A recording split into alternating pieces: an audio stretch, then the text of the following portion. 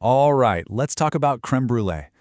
That dessert that always seems so fancy, so untouchable on a restaurant menu. Well, I'm here to let you in on a little secret.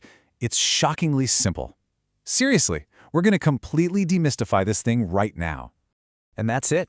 That's the big secret. Forget the French name, forget the restaurant price tag. At its heart, this legendary dessert is just three basic things you probably already have. The magic isn't in some rare exotic ingredient, it's all in how you use them. So let's break that down. So, first things first, let's just completely bust this myth that crème brûlée is difficult. It all starts with a super short, super simple list of ingredients. We're not talking complex chemistry here.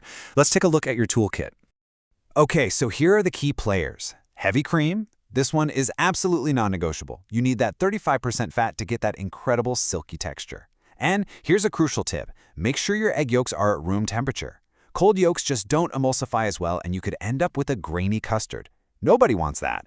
The rest is easy. Sugar, some real vanilla, and a tiny pinch of salt to make all the flavors pop.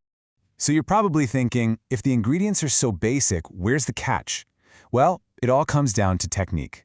There are three golden rules. Three things you absolutely cannot skip if you want that perfect creamy custard every single time. These are the real secrets. First up, the bain-marie. You might know it as a water bath.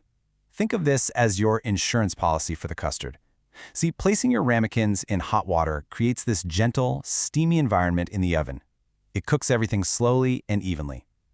Skipping this step is basically the fastest way to get a rubbery, curdled mess. Rule number 2 is tempering. And listen, this is where most people go wrong. If you just dump hot cream into your egg yolks, you'll get sweet scrambled eggs. Every time. The trick is to slowly, gradually add the hot cream to the eggs while you're whisking like crazy. You're gently warming them up, not shocking them into cooking. And the final rule, which might just be the hardest one, is patience. That overnight chill, it is not a suggestion. I'm serious. It is absolutely mandatory.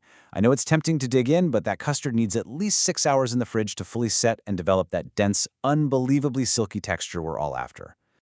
All right, you've got the theory down, you know the golden rules. Now, let's actually see how this all comes together. We're going to walk through the process of making the custard step by step. Okay, lean in. This is it. This is the moment that separates a perfect, silky crème brûlée from a total disaster. Getting the tempering right is everything. So for this next part, pay close attention. Don't rush it.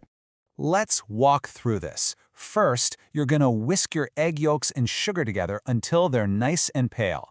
While that's happening, you'll gently heat your cream. You want it steaming, just about to simmer. That's called scalding.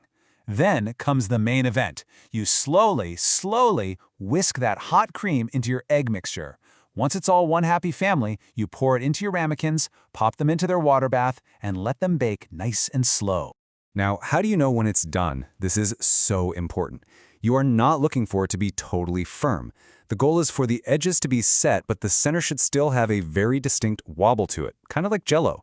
See, it'll keep cooking from the residual heat as it cools. If it's completely firm in the oven, it's going to be rubbery on the plate. Period.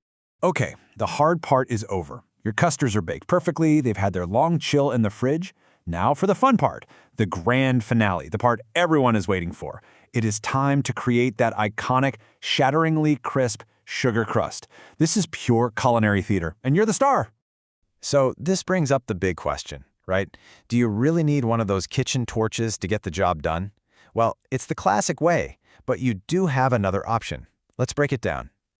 Look, a kitchen torch is fantastic because it gives you point-pin control. You get a perfectly even caramelized crust and the custard underneath stays nice and cool. The broiler method, well, it works in a pinch, but it's a high-wire act. It's really easy to accidentally warm up your beautiful chilled custard, and that sugar can go from golden brown to black in like 2 seconds. If you go that route, you have to watch it like a hawk. So, how much sugar are we talking about here for that perfect crackle? 1 to 2 tablespoons per ramekin is the sweet spot. You just want a nice, thin, even layer. And while regular white sugar works great, here's a little tip. Try using something like demerara sugar. It adds this amazing extra layer of caramel flavor. All right, before I set you loose in the kitchen, let's just go over a few final secrets. We're going to cover the common mistakes you need to avoid and some pro tips that will take your crème brûlée from just great to oh my gosh, this is unforgettable. So let's hammer these home one more time. Do not skip the water bath. Do not overbake it. Remember that jiggle test. Do not torch the sugar until the second you're ready to serve, otherwise it gets soggy. And please, do not rush that chilling time. Patience is your best friend here. And if you want to really level up your game, strain the custard to a fine mesh sieve before you bake it. That's the secret to an impossibly smooth texture. Use a real vanilla bean if you can. You get those beautiful little specks and a much deeper flavor. And honestly, since these keep so well in the fridge for a few days, you might as well make a double batch. You won't regret it. Now, for anybody who likes to host a dinner party, this is a total game changer. You can make and chill these custards up to 3 days ahead of time. All the stress is gone. Then, right before you serve dessert, you get to come out with the torch and put on a show for your guests. It's the perfect make-ahead dessert. And that really sums it all up, doesn't it? The reward for just following these simple rules and having a bit of patience is huge. You get to serve this incredibly elegant, impressive dessert, and everyone at the table is just going to be completely blown away. So there you have it. The myth of the difficult crème brûlée is officially busted. It's all about technique and patience, not complexity. You've got the rules, you've got the steps, you've got the secrets. You've got this. The only question left is, what are you going to conquer next?